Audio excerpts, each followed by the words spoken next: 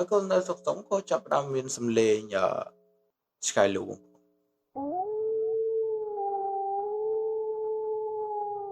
ហើយពេលនោះដែរគឺស្រាប់តែមានសំឡេងមកពុកទ្វារបងប្អូន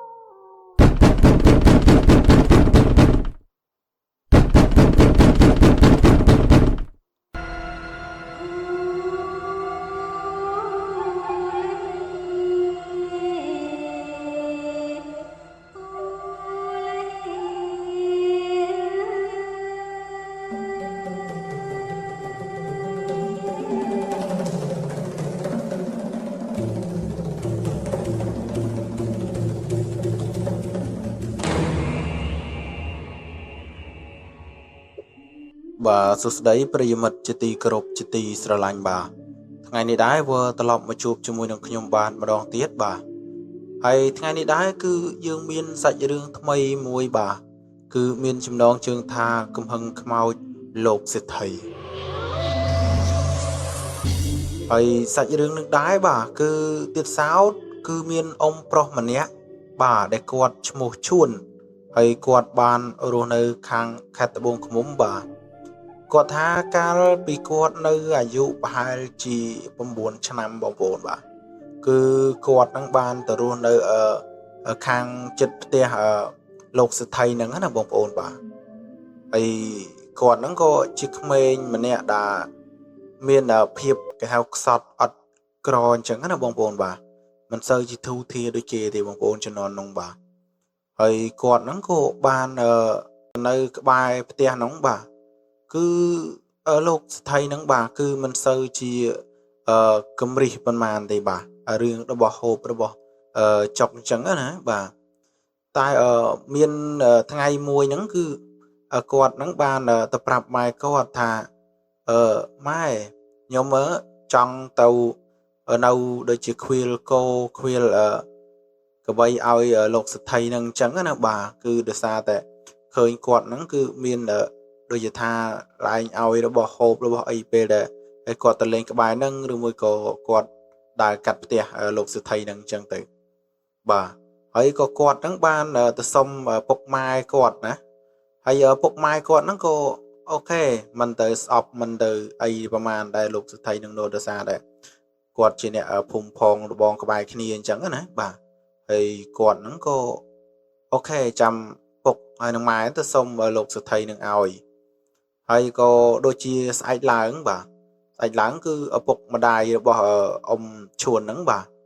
គឺគាត់ហ្នឹងក៏បានទៅដល់ផ្ទះលោកសេដ្ឋីហ្នឹងហើយក៏បាននិយាយរៀបរាប់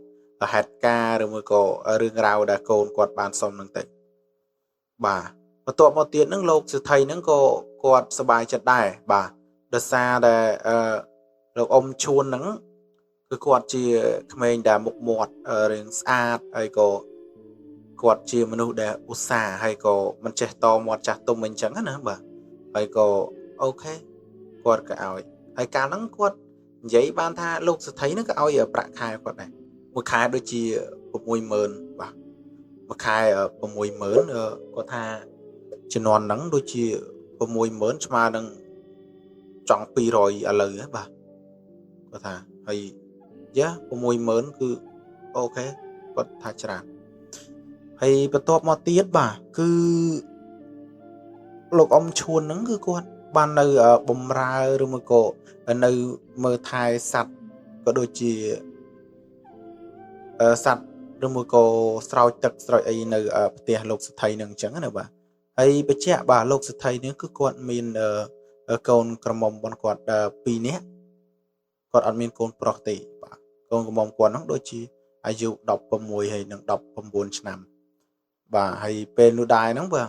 គឺប្រពន្ធដើមរបស់គាត់ហ្នឹងគឺបានបាត់បង់ជីវិតហើយមានគាត់ហ្នឹងក៏មានប្រពន្ធថ្មីអញ្ចឹងណាបងប្អូនបាទប្រពន្ធថ្មីគាត់ហ្នឹងគឺអាយុ20ជាងទៀតហើយនៅហ្នឹងដូចជាមានអ្នកបំរើដូចជា2នាក់ទេបងប្អូនហើយនឹងអ្នកបើកឡានឲ្យគាត់ហ្នឹងម្នាក់អញ្ចឹងក្នុងតួអង្គនឹងសាច់រឿងទាំងអស់ហ្នឹងគឺមានអ៊ំសេដ្ឋីនឹងម្នាក់នឹងប្រពន្ធចុងវណ្ណគាត់កូនស្រី2និងមេផ្ទះ2តកងឡាន1និងអ៊ំឈួនម្នាក់ទៀតបាទហើយសរុបទាំងអស់ហ្នឹងគឺបាន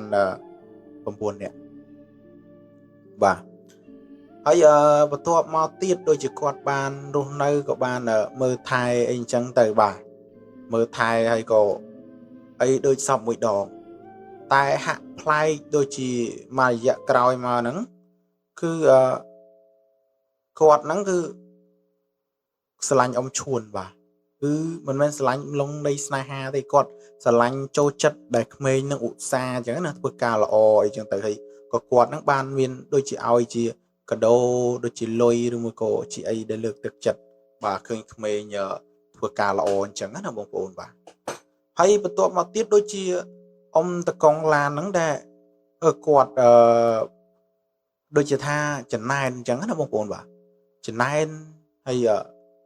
ដូចថាចំណែនពេលដែលឃើញអ៊ំឈួនហ្នឹងជាក្មេងសោះមកក្រោយសោះហេតុអីបានជាគាត់ទទួលបាននៅអ្វីដែលពីលោកសេដ្ឋីនឹងឲ្យអញ្ចឹងណាបាទហើយដូចតកងឡានរបស់គាត់ហ្នឹងគឺមានអាយុ21ឆ្នាំបងប្អូនបាទហើយនិយាយទៅអាយុរបស់គាត់ហ្នឹងគឺខុសគ្នាខ្លាំងមែនទែនជាមួយនឹងលោកអ៊ំឈួនពេលនោះបាទហើយបន្ទាប់មកទៀតហ្នឹងគឺលោកអ៊ំឈួនហ្នឹងគឺគាត់អត់ដឹងទេថាមានអ្នកដែលចំណែនគាត់មានអ្នកស្អប់គាត់អញ្ចឹងណាហើយគាត់សប្បាយចិត្តពេលបានទៅលេងផ្ទះម្ដងលោកអ៊ំសេដ្ឋីហ្នឹងឲ្យទៅលេងផ្ទះហើយ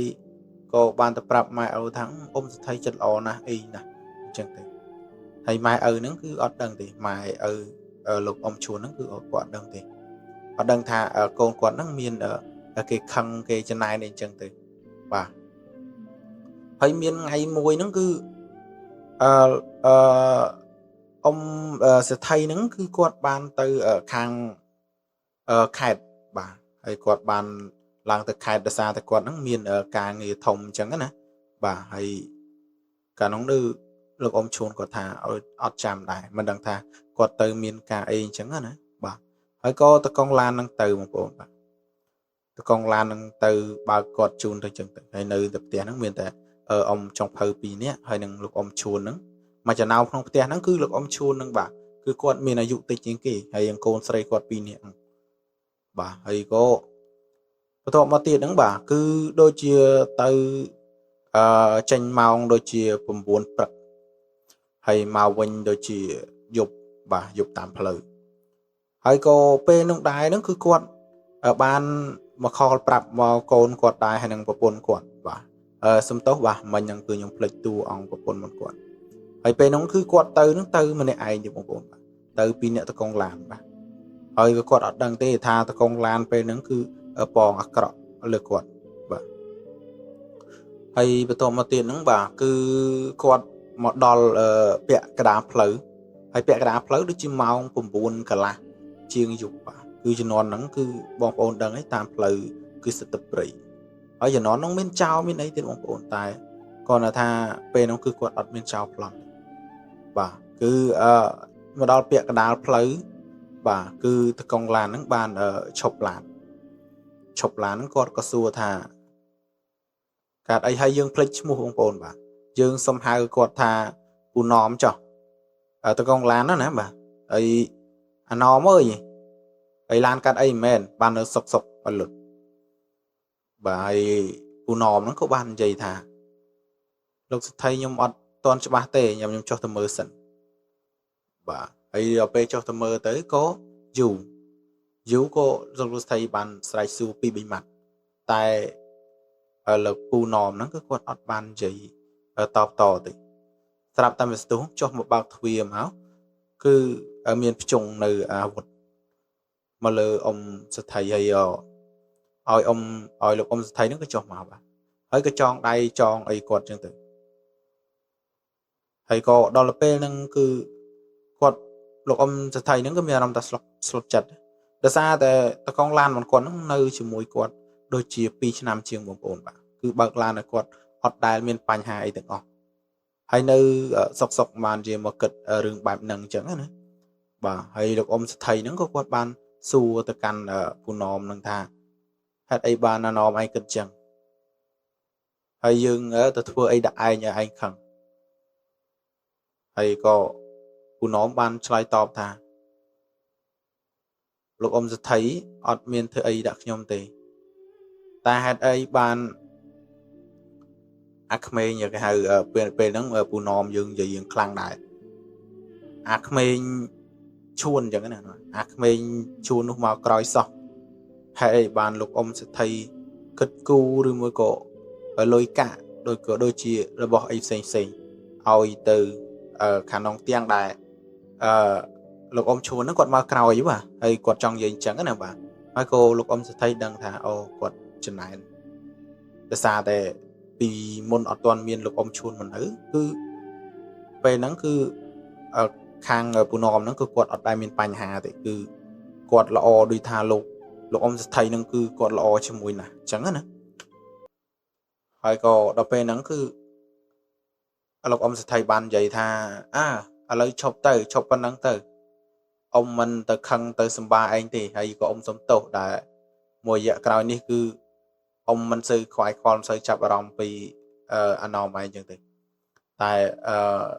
ពូណមយើងគឺអត់ទេបាទគឺគាត់បានគម្រាមរឹបអូសទ្រព្យសម្បត្តិអីចឹងទៅក៏ដូចជាកូនក្រមុំពៅបងគាត់បាទដោយសារតែបងមុខ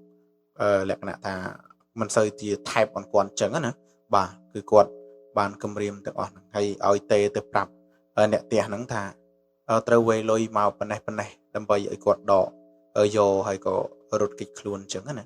បាទតែគាត់ក៏បានបតាយបតប់អត់ព្រមទេដោយសារតែគាត់ខំសាងមកទាំងជីវិតបាទទម្រាំតែបានប៉ុណ្ណេះបងប្អូនគឺគាត់និយាយយ៉ាងណាក៏នៅតែពូណមនឹងមិនស្ដាប់ហេតុផលមិនស្ដាប់អ្វីដែលអ៊ំសេដ្ឋីនឹងបានបញ្យល់បានណែនាំថាឲ្យជុំធ្វើអញ្ចឹងអីចាំអ៊ំគិតចេះគិតប្រាក់ខែឡើងប្រាក់ខែឲ្យអីចឹងទេទាំងដែលអ៊ំសេដ្ឋីនឹងគាត់ដឹងណាថាគាត់និយាយទៅដើម្បីតែបោកទេដើម្បីឲ្យតែបានរួចខ្លួនរួចអីទៅគឺគាត់នឹងប្តឹងពូណមនឹងដាក់គុកតែម្ដងបងប្អូនបាទហើយក៏ខាងនោះអត់ព្រមបាទគឺអ៊ំសេដ្ឋីហ្នឹងក៏គាត់ថានិយាយប៉ុណ្ណឹងហើយគឺនៅតែអត់ទៀតអញ្ចឹងមានន័យថាគាត់មានតែលុយរត់បាទតែគាត់ក៏បានបតាយបតប់គ្នាបាទ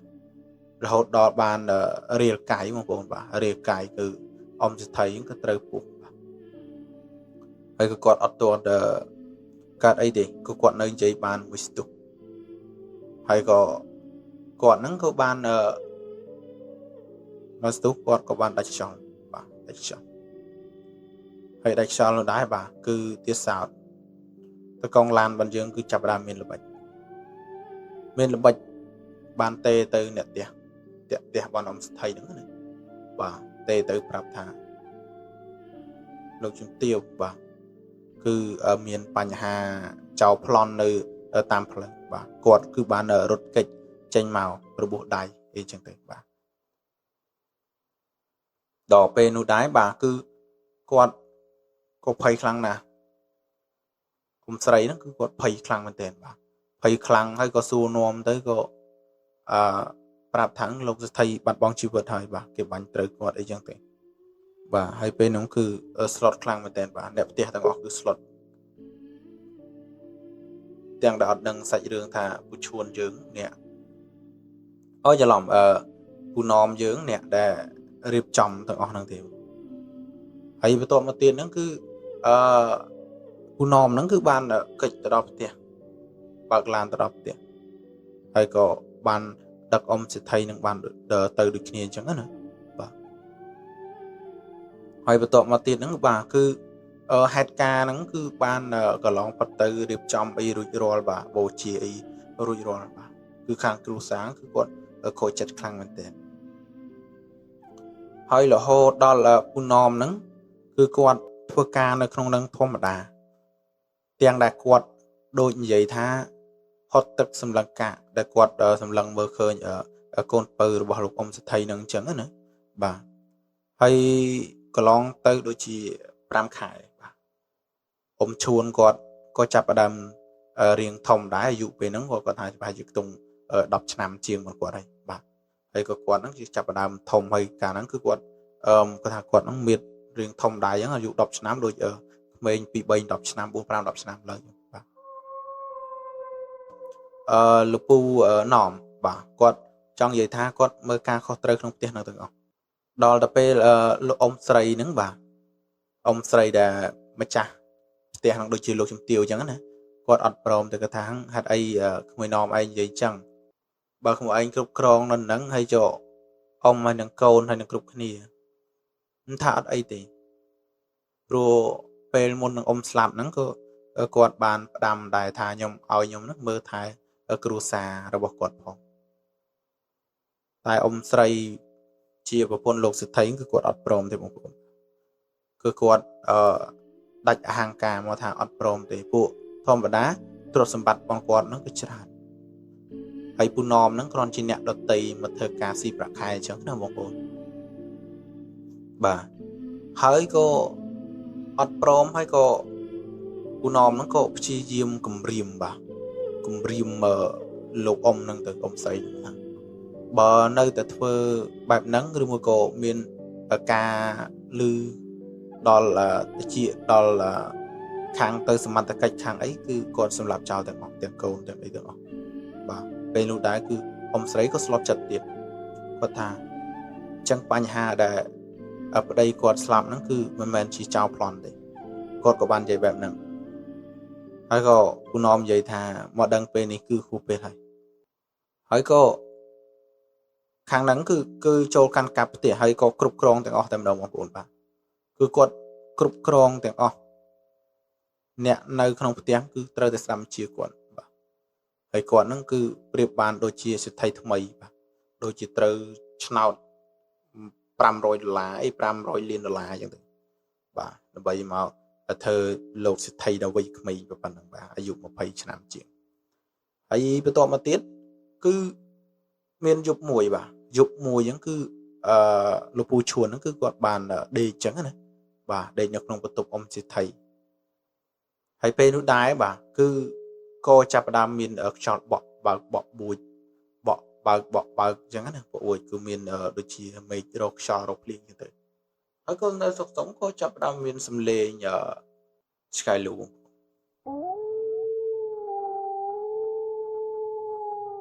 ហើយពេលនោះដែរគឺស្រាប់តែមានសំឡេងមកគោះទ្វារបងប្អូន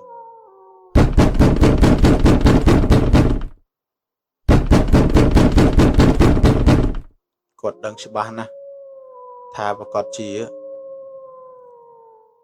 ខ្មោចអ៊ំសិទ្ធិហ្នឹងគឺគាត់មកបងប្អូនបាទប្រកាសជាគាត់មកហើយក៏គាត់បាននិយាយថាមានរឿងអីចឹងឯហ្នឹងតែក្នុងចិត្តគាត់ហ្នឹងក៏គាត់ដឹងហើយផ្លេចបងប្អូនបាទដូចជារយៈពេល7ថ្ងៃដែលលោកអ៊ំសិទ្ធិនឹងបានស្លាប់ទៅចឹងណាបាទហើយក៏គម្រប់ថ្ងៃ7ថ្ងៃហ្នឹងគឺគាត់បានមកលេងពូឈួនយើងតែម្ដងបាទបន្ទាប់ពីនោះមកដែរគឺលោកអ៊ំសិទ្ធិហ្នឹងក៏បានធាក់ទ្វារចូលមកតែម្ដងបងបើកមកតែអត់មានមនុស្សទេបងប្អូនដឹងហើយបាទគឺខ្មោចបងប្អូនបាទគឺធាក់មកបើកទ្វារមកតែម្ដងហើយខ្យល់ពូស្កែលូទៅហឹងហើយពេលនោះបាទគឺពូឈួនមុនយើងគឺភ័យឡើងញ័រហ្វក់បានតែម្ដងបាទគឺឮសលេងអ៊ំសិទ្ធិបាននិយាយថាហេតុអីឯងធ្វើបែបហ្នឹងដល់យើងហេតុអីបាទពេលនោះបាទខ្ញុំអត់ចង់និយាយព្រោះនិយាយទៅព្រឺអញ្ចឹងបងប្អូនហើយខ្ញុំបញ្ចូលសម្រាយនេះគឺម៉ោង4ជាងបងប្អូន4ភ្លឺណាបងប្អូនបាទហើយក៏ចាប់ដើមពេលនោះគឺពូឈួនយើងបាទគឺក្រាបសំពះតែម្ដងបងប្អូនបាទហើយទាំងដែលគាត់អត់ឆេទេបងប្អូនបាទហើយពេលនោះដែរបាទគឺគាត់ភ័យខ្លាចរហូតដល់គាត់រត់ចេញពីផ្ទះម្ដងជា2ដងបាទគឺគាត់មករហូតហើយក៏បានពូឈួននឹងខ្លាចខ្លាំងខ្លាចរហូតដល់ឈឺក៏បានរត់ចេញពីផ្ទះហ្នឹងបាទហើយក៏ចាប់ផ្ដើមទៅនៅក្នុងវត្តហ្នឹងអីចឹងទៅបាទភ័យពេកចឹងណាបាទដល់ថ្នាក់ជ្រុះសក់ដោយសារតែគាត់អត់ដែរជួបហេតុការណ៍បែបហ្នឹងទេបាទហើយតាំងពីពូឈួននឹងចុះចេញបាត់ទៅបាទគឺផ្ទះហ្នឹងគឺសុខសាន្តមកវិញហើយក៏បាត់លែងឃើញលោកអ៊ំសិទ្ធិនឹងអីមកអីចឹងទៀតទៅបាទហើយចាប់ពីថ្ងៃហ្នឹងមកហ្នឹងគឺពូឈួនហ្នឹងគឺលែងមករហូតបាទគឺគាត់ភ័យគាត់ខ្លាចចឹងទៅគឺលែងមករហូតហើយក៏ផ្ទះហ្នឹងគឺបានសុខសាន្តទៅរីឯមកដល់លោកអ៊ំឈួនយើងវិញបាទ រយៈមកដល់ដូចជា15 16ឆ្នាំបងប្អូនហើយពេលនោះដែរគឺគាត់មានតាំងដូចជាពេញវ័យអញ្ចឹងណាបងប្អូនបាទគាត់ក៏មានចិត្តទៅលើកូនស្រីពៅរបស់គាត់ហើយពេលនោះដែរបាទគឺគាត់ដាក់គណៈថាគាត់ក៏មានគុណសម្បត្តិច្រើនបាទគាត់ធ្វើការងារល្អគាត់ជាមនុស្សដែលស្មោះត្រង់មនុស្សចេះយកអាសាអញ្ចឹងហើយក៏ពេលនោះដែរគាត់ក៏មានចិត្តជាមួយគ្នាជាមួយនឹងកូនស្រីពៅរបស់គាត់ហើយគាត់ហ្នឹងក៏លោកអ៊ំស្រីប្រពន្ធលោកសថីហ្នឹងគឺគាត់បានរៀបចំឲ្យអញ្ចឹងទៅហើយបន្ទាប់មកទៀតហ្នឹងបាទគឺសាច់រឿងរបស់យើងគឺបន្ទាប់ពីលោកអ៊ំឈួននឹងគាត់បានរៀបការជាមួយនឹងកូនពៅរបស់លោកអ៊ំសថីនឹងទៅគឺគាត់អ្នកមើលការខុសត្រូវទាំងអស់ហ្នឹងតែម្ដងបាទហើយគាត់ហ្នឹងក៏បានថែរក្សាហើយក៏រហូតដល់គង់វង្សអីចឹងទៅណាបាទហើយសាច់រឿងរបស់យើងក៏កាត់មកដល់ទីបញ្ចប់បាទហើយសាច់រឿងរបស់យើងគឺមានតែប៉ុណ្្នឹងទេបងប្អូនបាទ